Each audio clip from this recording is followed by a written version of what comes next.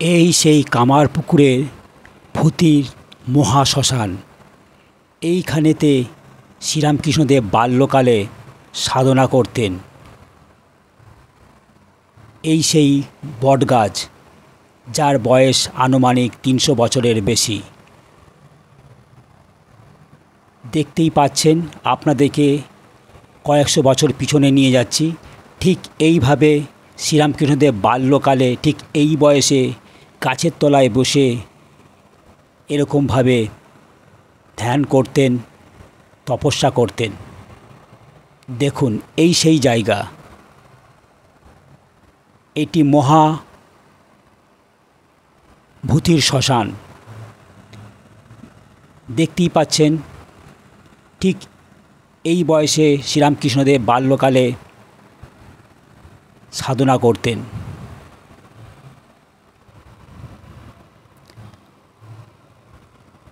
ভয় কাকে বলে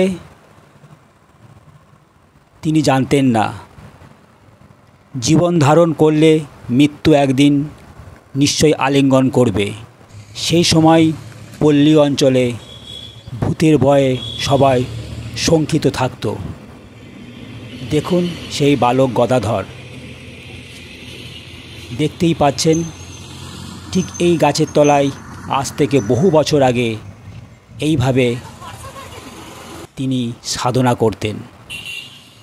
দিনের বেলায় ভূতির মহাখাল শ্মশানে একা যেতে কারোর সাহস পেত না, কিন্তু গদাধর অন্ধকারে রাতে গ্রামের যখন জনমানব থাকতো না, সেই সময় এই ভূতির মহাশ্মশানে বটগাছের তলায় এইভাবে তিনি সাধনা করতেন।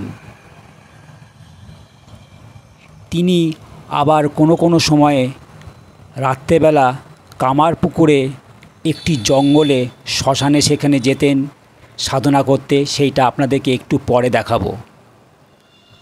কামারপুকুর থেকেই এই গদায়ের সাধনা শুরু। দেখুন এই সেই জায়গা, কি অতি মনোরম জায়গা। আজ থেকে কয়েকশো বছর আগে এই জায়গায় ছিল গভীর অরণ্য। দেখতেই পাচ্ছেন এই সেই গাছ। এবার আপনাদেরকে এই গাছের চারিদিকে প্রদক্ষিণ করে দেখাবো। তারপর যাব শ্রীরামকৃষ্ণদেব বাল্যকালে আরেকটি শ্মশানে যেখানে সাধনা করতে যেতেন, সে জায়গাটি অবশ্যই দেখাবো। তার আগে এই ভূতির মহাকাল শ্মশানে বাল্যকালে একা আসতেন, সাধনা করতেন। ভাবুন, ভয় কী জিনিস তিনি জানতেন না। দেখতেই পাচ্ছেন এই সেই গাছ। শ্রীরামকৃষ্ণ ধর্ম উৎসবে এই সামনে যে মাঠটি দেখছেন, এখানে 14 দিন ধরে মেলা হয়, চলে দোল পূর্ণিমার আগের দিন পর্যন্ত। শ্রীরামকৃষ্ণদেবের জন্ম তিথি উৎসবে এখানে মেলা হয়। এই যে মাঠটাতে, এই মাঠটাতেই মেলাটা হয়। এবার যাব আর একটি শ্মশানে, সেখানে শ্রীরামকৃষ্ণদেব বাল্যকালে সাধনা করতেন। এই সেই জায়গা, দেখে নিন। এইটা হচ্ছে ভূতির মহাকাল শ্মশান। এবার চলুন যাওয়া যাক আর একটি শ্মশানে, যেখানে তিনি বাল্যকালে সাধনা করতে যেতেন। চলে এলাম সেই জায়গা। এই জায়গাটির নাম ফাঁড়ির জঙ্গল মহাশ্মশান, বুধাই মরলের মহাশ্মশান। এই জায়গাতে শ্রীরামকৃষ্ণদেব মাঝে মধ্যে সাধনা করতে আসতেন। দেখুন এই সেই গাছ। এই গাছের বয়স আনুমানিক প্রায় ৩০০ বছরের বেশি। এখানেও সেই বাল্যকালে শ্রীরামকৃষ্ণদেব কেমনভাবে ধ্যান করতেন সেইটা আপনাদের সামনে তোলার চেষ্টা করেছি। যদি কোথাও ভুল ত্রুটি হয়ে থাকে, নিজের বাড়ির ছেলে ভেবে ক্ষমা করে দেবেন। আপনাদেরকে পুরনো স্মৃতি পিছনের দিকে ফিরিয়ে নিয়ে যাওয়ার চেষ্টা করেছি শুধুমাত্র। এই দেখুন, বুধাই মরলের শ্মশানে বালক গদাধর এইভাবে তিনি ধ্যান করতেন। এইভাবে তিনি গাছের তলায় বসে ধ্যান করতেন। দেখুন এই জায়গাটি কামারপুকুর মঠ সুন্দর করে সাজিয়ে তুলছে। আপনারা যখন কামারপুকুরে বেড়াতে আসবেন, এই জায়গাটি অবশ্যই দর্শন করবেন। এই জায়গাটি মনে হয় দুর্গাপুজোর সময় এই জায়গাটি জনসাধারণের জন্য খুলে দেওয়া হবে। জায়গাটি 1.5 বছর ধরে পরিপাটি করে সাজানো হচ্ছে। দেখুন, এই সেই বুধাই মরলের শ্মশান। এখানে আসতেন মাঝে মধ্যে, ভূতির মহাকাল শ্মশানে যেতেন আর এখানে আসতেন। দেখুন, এইভাবে শ্রীরামকৃষ্ণদেব, আপনারা বহু বছর পিছনে ফিরে যান, ঠিক এইভাবে ছোট্ট গদাই গাছের তলায় এইভাবে ধ্যান করতেন। দেখুন, দেখতেই পাচ্ছেন। এবার আপনাদেরকে সুন্দর এই বুধাই মরলের শ্মশান, যেখানে পরিপাটি করে কামারপুকুর মঠ সাজিয়ে তুলছে, সেই জায়গাটি আপনাদের ঘুরিয়ে দেখাচ্ছি।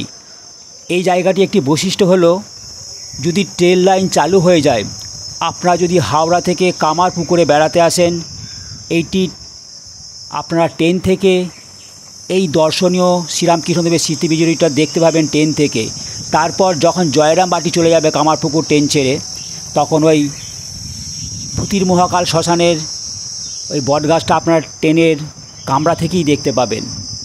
এটি রেল লাইনের ধারে। দেখুন, কামারপুকুর মঠ এই সুন্দরভাবে পরিপাটি করে এখনও কাজ চলছে, আর মাস 1.5 লাগবে এই জায়গাটি সুন্দর করে সাজিয়ে তুলতে। আমি যখন এই ভিডিওটা বানাতে গেছিলাম, তখন এখানকারের যিনি হেড, তাকে জিজ্ঞেস করলাম। এই জায়গাটি আজ থেকে 50-60 বছর আগে একা এই দিক দিয়ে পেরোবার কারো সাহস ছিল না। তাহলে ভাবুন, কয়েকশো বছর আগে বাল্যকালে শ্রীরামকৃষ্ণদেব এখানে আসতেন, সাধনা করতেন। ভয় কাকে বলে তিনি জানতেন না। তিনি শুধু জানতেন